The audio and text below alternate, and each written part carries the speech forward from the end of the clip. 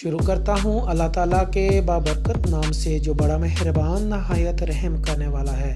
अस्सलामु अलैकुम फ्रेंड्स, कैसे हैं आप सब। उम्मीद करता हूँ सब खैर व आफियत से होंगे। मैं हूँ अबरार और आपको अपने चैनल अबरार जलमवाला में खुश आमदीद कहता हूँ।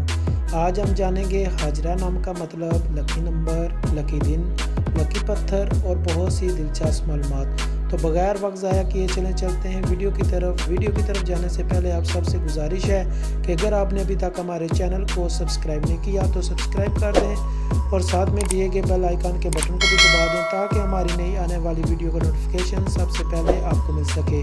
तो चलते हैं वीडियो की तरफ।